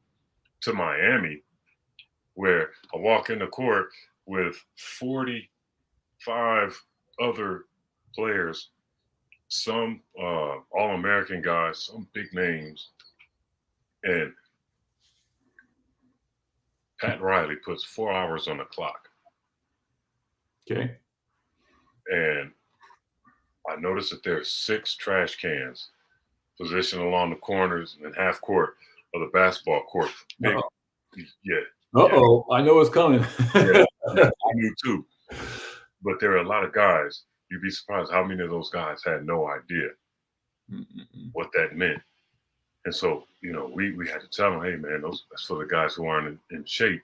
We're about to do some running. So, wait, what you mean? And that's where you're going to be giving it up. Yeah. What do you mean giving up? Listen, that's where you'll see. Riles told us, you see the 4 hours on the clock, gentlemen? He says, I only give you 3 chances, 3 strikes, and you're out.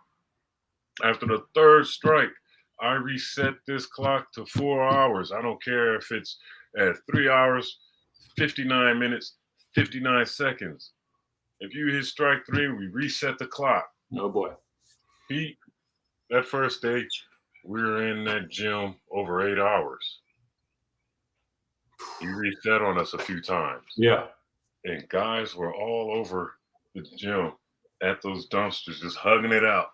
Hugging it out, those dumpsters. Thank God I was always in shape because I played morning, noon, and night. Right. I ate and slept basketball. So I was always, and then, my slim build, just always running, always playing. Yeah. And man, oh man, seeing these guys who were big names come in out of shape, it just blew my mind. It just blew my mind. Yeah. Like, how are you not ready to get on the biggest stage of our lives? These are things, this is what dreams are made of. Yeah. We're chasing this dream, and here we are. We're right there with our foot, getting ready to step across that threshold, and you're unprepared. And we talk about the names that didn't make it, guys who should have been there. Yeah. A lot of those guys didn't make it. So, we had the discipline, Chili. We had the discipline, to stick out the rough times, because it got rough for us. Yeah, 100%. It definitely got rough for us, and mentally as well as physically. I can't tell you how many times my ankles were taped up almost like a cast after spraining it for the 8th time, and then having to, get that stability so I can get back after it. We couldn't miss the games, boss. No, we couldn't. We weren't that player. Management. Management wasn't a thing. We wanted to play every second of every game. And whenever I got that DNP coach's decision, man, I was pissed off. Whenever I was put on injured reserve for some fake injury, I was, hey, you hurt? No, I'm okay. They just didn't want to play me. Right. What happened? Oh, well, I cussed out the coach. Oh, man. And, it's like that. Yeah, it's like that. When I got suspended 2001 season, they said I was out of shape. But it was after an accumulation of incidents between myself and the organization, and then things that happened publicly. I got to experience even more of the political side of the game. And I'm running, full court at Venice Beach all day, all night. like I did during the season anyway. Right.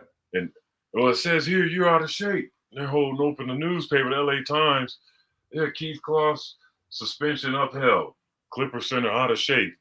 I've been playing all day. I'm in a sweat because I lived right around the corner in the marina. Yeah. I said, do I look out of shape? Right. No, but it says here. Okay, I know what it says there. What do you see here? Right. You know. So I'm like, oh wow, man. So that really happens to guys? Yeah, it happens to Yeah, guys it happens. Oh, it all happens.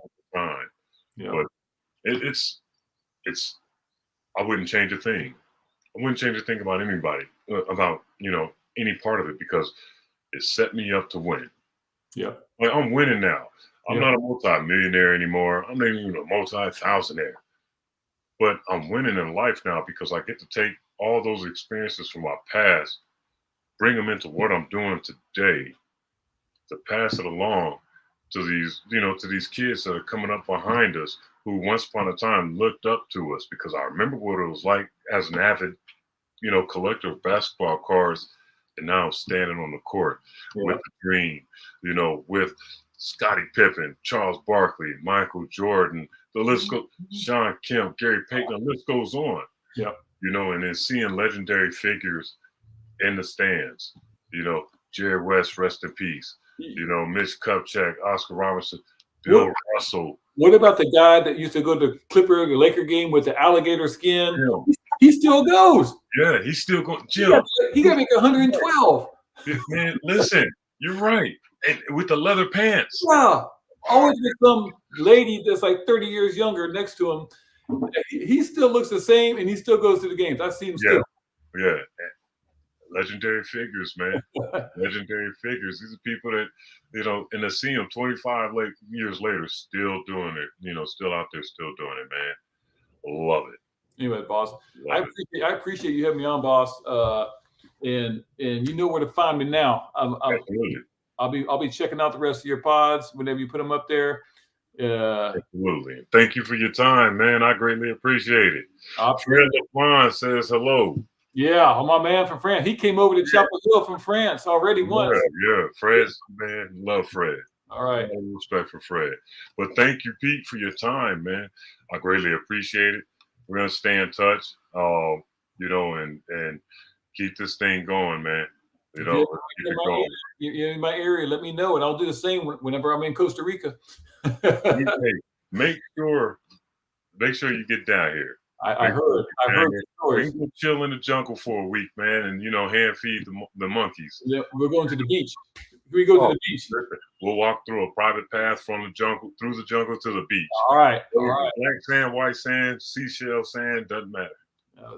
Sounds good, boss. Awesome. Appreciate it again. All right, man. Appreciate you. All right. Hey, make sure you guys hit that like button. Share, subscribe, get this out to our people, man, to your friends who love sports. Special thank you to my former teammate, Pete Chilcutt, for being a guest today, 5th episode of Posted Up Boss Claus. I appreciate you guys posting up with me, man. You never know what I'm going to bring through, but I can guarantee you that it'll be something entertaining for every one of us. So appreciate you all once again. Thank you to the chat for doing what you do. Thank you to everybody that came through. We'll chop it up with you soon. Peace.